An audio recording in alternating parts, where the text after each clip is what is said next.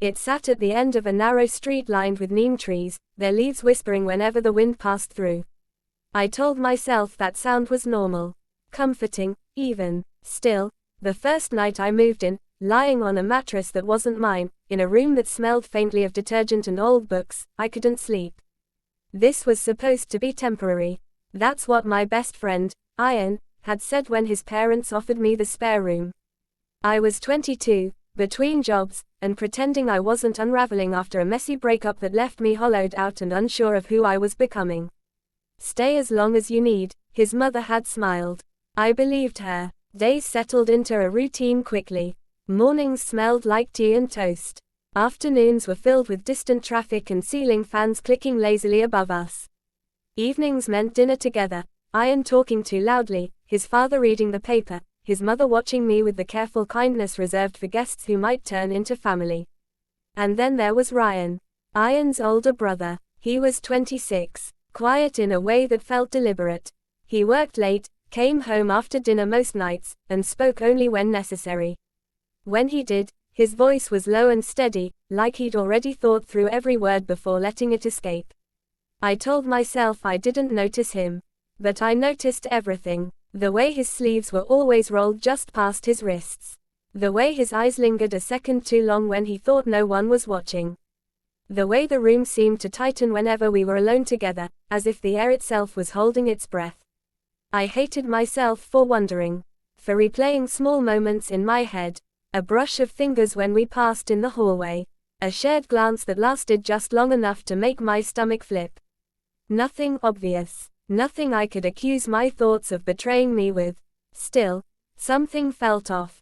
One evening, I realized Ian hadn't come home. His room was dark. His phone went unanswered. Dinner passed without his chair being pulled out. His parents tried to act normal, but I could hear the tension beneath their voices. Ryan barely touched his food. Later that night, I woke to a sound. Not loud, not alarming, just footsteps. Slow, careful. Stopping outside my door. I lay there, staring at the ceiling, my heart beating too fast for no reason I could explain. The house was otherwise silent. No fan, no voices, just the weight of someone standing on the other side of the thin wooden door. Waiting. I wanted to call out, to ask who it was. But I didn't, because somehow, I already knew. And as the footsteps moved away, one question echoed in my mind, refusing to let me sleep. What had I walked into, and why did a part of me want to find out? Morning light crept through the thin curtains, pale and dusty, turning the walls a soft gold. The house woke slowly, cups clinking, the kettle whistling, the low murmur of the news playing from the living room. If I focused on those details, on the ordinary rhythm of it all, I could almost convince myself that nothing had shifted. Almost. Ian finally came home the next afternoon, exhausted and apologetic, claiming he'd crashed at a friend's place after a late shift. His parents didn't question him too much. I didn't either, but I noticed how Ryan watched him from across the room, jaw tight, eyes unreadable. Whatever had happened the night Ian was gone, it hadn't ended cleanly. I tried to stay out of everyone's way. That became my unspoken rule. I cleaned up after myself, kept my head down, reminded myself that I was a guest here. Temporary, passing through, but Ryan kept breaking my routine without saying a word. It started small. One evening, I found him on the balcony when I stepped outside to clear my head. The air was cool, the city humming softly below us. He didn't turn when he heard me. Just leaned against the railing, arms folded, staring into the dark. "You can sit," he said, as if he'd known I was there the whole time. I hesitated. Every instinct told me to make an excuse, to go back inside. Instead, I sat a careful distance away, my fingers curling around the cold metal chair. For a while, we didn't speak. The silence wasn't awkward. That was the problem. It felt intentional, like something being built, brick by brick, between us. "You settling in?" he asked finally. I nodded. "Yeah, your family's been really kind." His mouth twitched, not quite a smile. "They like you." The way he said it made my chest tighten, as if there was more behind those words than he was letting on. After that, the moments multiplied. I'd find him in the kitchen late at night, the fridge door casting blue light across his face. Or in the hallway early in the morning, adjusting his watch as I passed, his shoulder brushing mine just barely enough to make my breath hitch. Each time, my mind raced. Am I imagining this? I'd been wrong before. I'd read into things that weren't there, let hope fill in the gaps logic should have guarded. I told myself Ryan was just intense. Quiet people often were. Still, I started noticing how careful he was around everyone else. How relaxed he became when we were alone. One afternoon, while Ian was out and his parents were visiting relatives, the power went out. It wasn't dramatic. No storm. Just a sudden click, and the ceiling fan slowed to a stop. The house fell into an unfamiliar stillness, broken only by distant traffic and the ticking of a wall clock winding down. I was in the living room, scrolling aimlessly on my phone, when Ryan stepped out of his room. No electricity, I said, unnecessarily. I noticed, he replied, glancing toward the window. They said it might take a few hours. The heat crept in quickly without the fan. I could feel sweat gathering at the base of my neck. Ryan rolled up his sleeves, higher than usual this time, and disappeared into the kitchen. When he came back, he handed me a glass of water. Our fingers touched, just for a second, but it was enough. Something sharp and electric ran through me, so sudden I nearly dropped the glass. Ryan didn't pull away immediately. His thumb lingered against my knuckle, his eyes locked on mine. Too long. Then he stepped back, as if remembering himself. Careful, he said quietly. I wasn't sure if he meant the glass, or us. After that, I started avoiding mirrors. I didn't like the person staring back at me, the way my eyes followed him when he entered a room, the way my body reacted before my brain could catch up. This was my best friend's brother.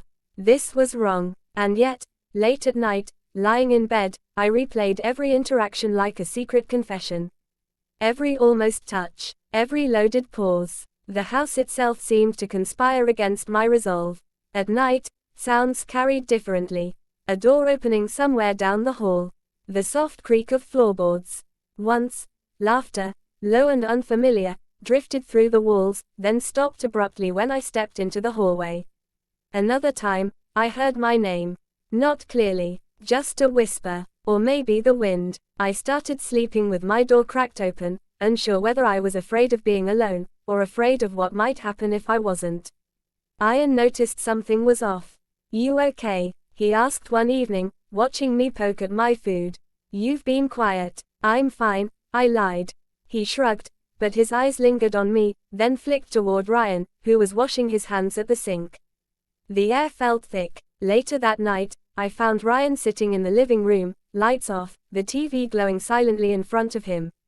He didn't look surprised when I walked in. Can't sleep? He asked. I shook my head. Me neither. I sat on the opposite end of the couch. The space between us felt deliberate, measured. Like a boundary neither of us dared cross. Do you ever feel like, I began, then stopped. My throat tightened. Like you're stuck between who you are and who everyone expects you to be. He turned toward me slowly. The glow from the screen caught in his eyes, made them look darker. All the time, he said. That was the moment I knew. Not because of what he said, but because of how he said it. Like he was answering a question he'd been waiting for someone to ask. We sat there, the unspoken stretching between us, pressing in from all sides. I could feel my heart pounding, my thoughts spiraling. If I leaned closer, if I said one more word, would everything fall apart? From the hallway, a door creaked open. Ian's voice called out faintly, asking if anyone was still awake. Ryan stood up immediately. Go to bed, he said, not unkindly. I watched him walk away, his back straight, his hands clenched at his sides. Left alone in the dim light, one truth settled heavily in my chest. Whatever was growing between us wasn't fading. It was only waiting, and I wasn't sure how much longer either of us could pretend we didn't feel it, not obviously. Not in a way anyone else would notice. He still joined us for meals. Still nodded when our eyes met. Still spoke when spoken to. But the ease, the quiet gravity that had pulled us into the same spaces, was gone. And the absence of it hurt more than I expected. I caught myself listening for his footsteps again. measuring the time between sounds, wondering if the pause outside my door would return, or if I'd imagined it all along. Ian, on the other hand, became more present. He dragged me out with him, joked louder than usual, teased me about staying up late.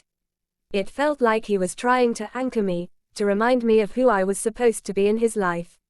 Sometimes, when he laughed, guilt twisted in my chest so sharply I had to look away.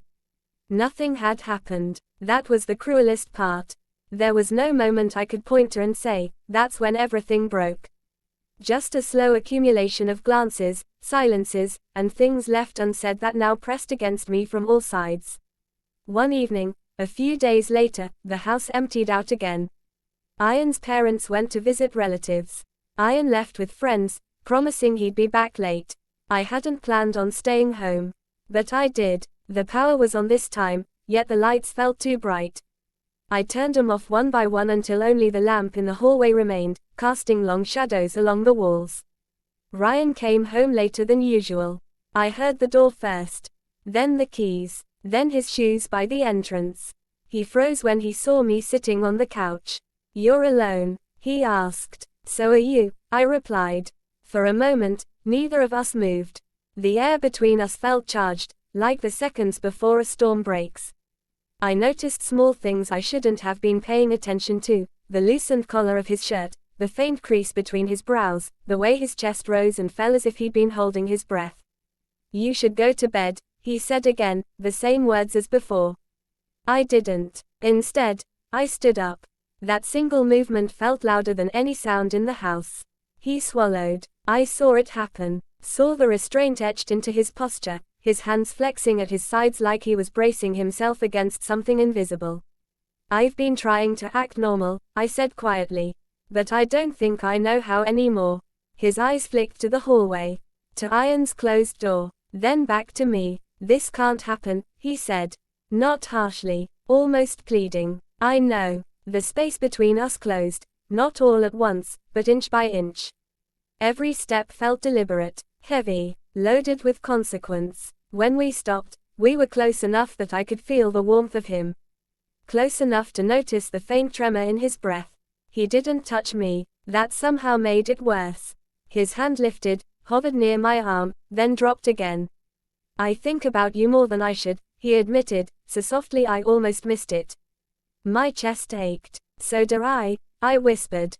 For a heartbeat, the world narrowed to that confession. To the weight of it hanging between us.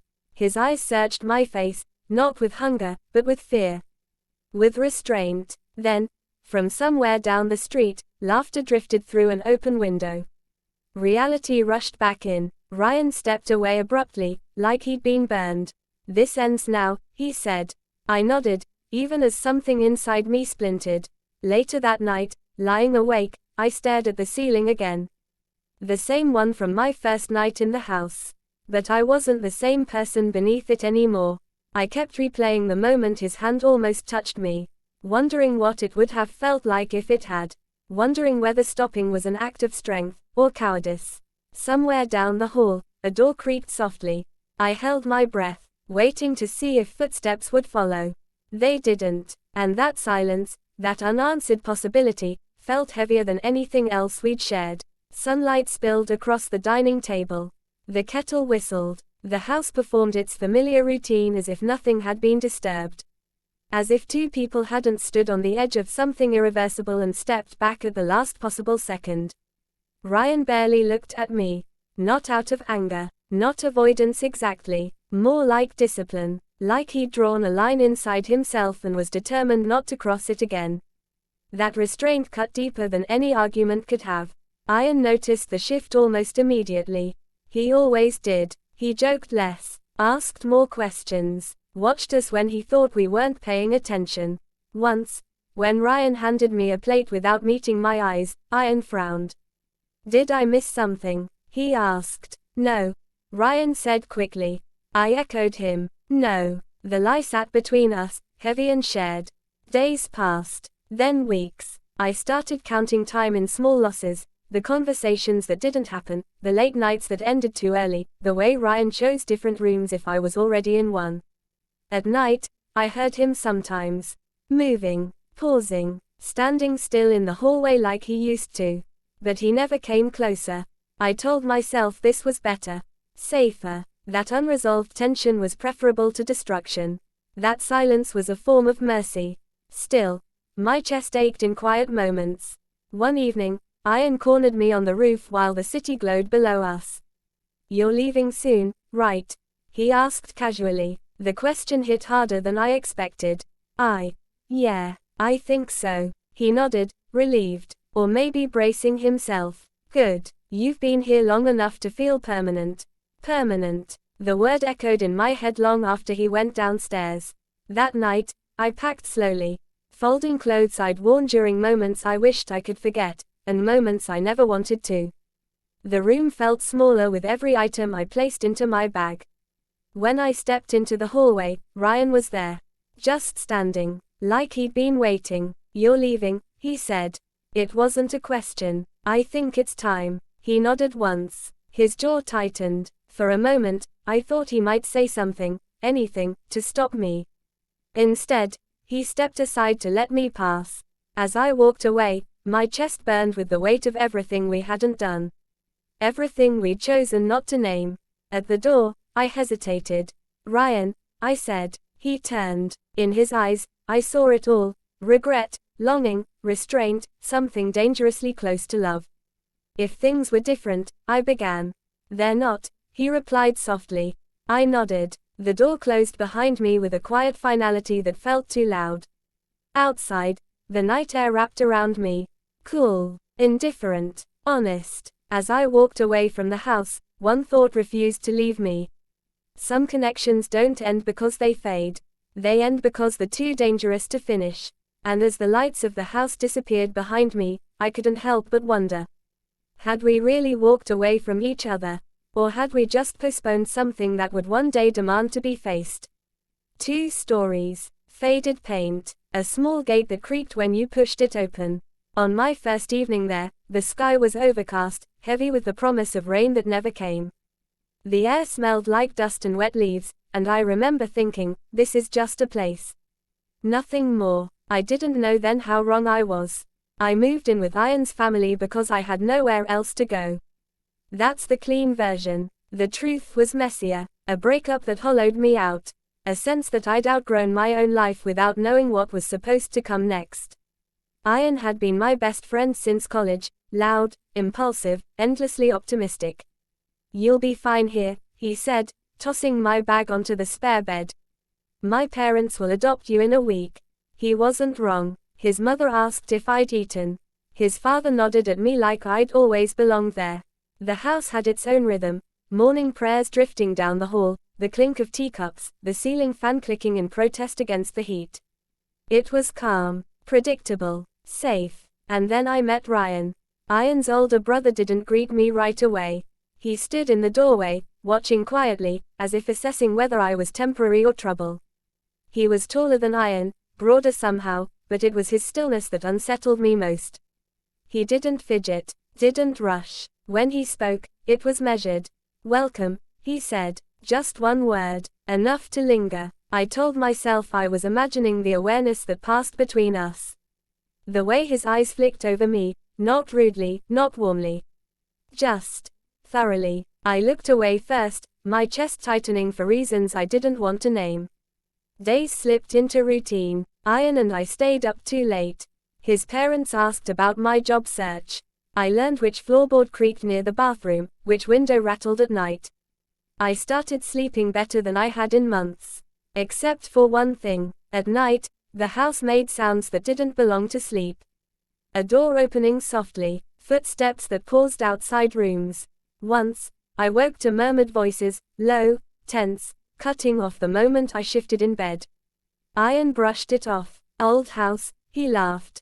"It's dramatic." But Ryan didn't laugh. Sometimes I'd find him alone, on the balcony, in the kitchen, standing in shadows like he was listening for something only he could hear.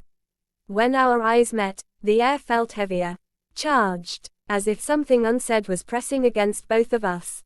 I told myself not to look too closely. Because this was my best friend's family. Because I was a guest. Because whatever I felt stirring inside me had no place here. Still, on my third night, as I lay awake staring at the ceiling, I heard slow footsteps stop outside my door.